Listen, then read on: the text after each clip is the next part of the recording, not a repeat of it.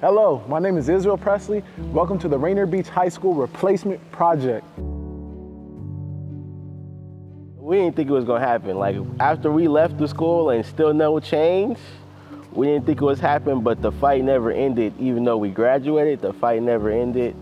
And now it's actually happening. So it's just, you know, you gotta be there to see it, you know? It feels surreal. It feels amazing. It feels like an accomplishment, an achievement that we worked so hard for through blood, sweat, and tears. That's finally coming to pass. It's manifesting now. And the first concrete pour was an evidence of that. And so, you know, Betty was with us too as well, and Mike Bethea. They're pillars here in this community. And so for them to see this come to pass is unreal, unreal. From my standpoint, the biggest curve has definitely been on the workforce side. I think there's, certainly haven't got it right historically, but there's been a lot of infrastructure around when we subcontracting. There's a lot of efforts built and thinking about intentional diversity efforts, inclusion efforts on the workforce side. To be honest, when we started, we didn't even really know where to go. You know, where were our partners? You know, since then we've been built great relationships with NWCI, who we've been down to visit anew, and really kind of went from the ground up of how do we build an infrastructure, create a program to really diversify the workforce. We know that living in the city, right, isn't available to everyone. And we also know that the industry has work to do, right? We have a shortage of labor. We have people who want to work. This is a problem that we can fix. Like, we can do something about this.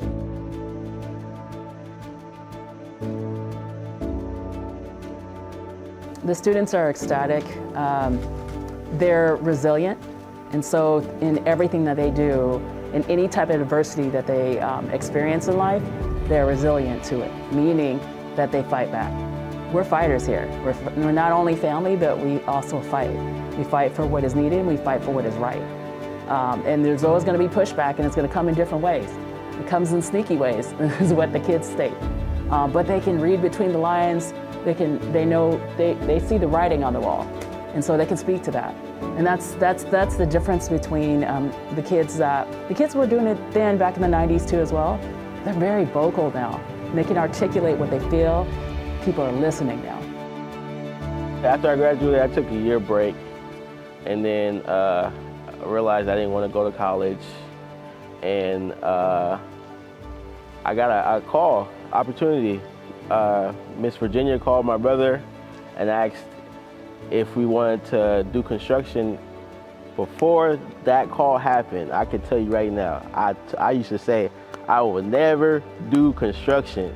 I personally myself didn't think I could do construction.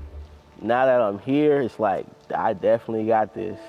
As time goes, and you learn more and you get better.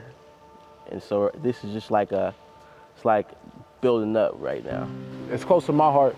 You know, when I came here from Garfield, you know, I only had 1 year to take it all in. You know, so I gave it my best. I came here for my senior year, and within that senior year, I joined the NAACP Youth Coalition under Virginia Bethea. You know, I worked with all types of students, but one of our main demands was making sure this school happens when we say we want it to happen. You know, so I was in the actual school board rooms talking to Superintendent Juno, talking to everybody on that school board during that time, during my 2019 senior year, right? So, you know, going from there to being in the workshops, talking to people, to hearing about, oh, we're talking about contractors, to hearing about this company called Lighting, to, you know, and then watching how everything worked together, right? To me landing here and actually seeing from the groundbreaking, and, you know, if it's in God's will, seeing it when it's finished, right? Lots happened since then. It feels like yesterday, but we've got a roughly 100,000 square foot footprint, probably just under that. So we've broken that up into actually 10 pour areas, and so we've got our first 3 pours complete, and we're looking to get poured out basically 100% in July. I have had an awesome experience coming into construction. I have been able to meet current leaders, emerging, trades folks, women, people of color. I've been able to work with everybody at my company and really create amazing things. 5 years, I'm gonna be sitting in my home, my own home that I bought. 5 years from now, you don't need a role like mine, because what we do, not only at Lydig, but in our industry, is daily behaviors, daily practices. You don't need roles like a diversity inclusion leader, because it's just what we do.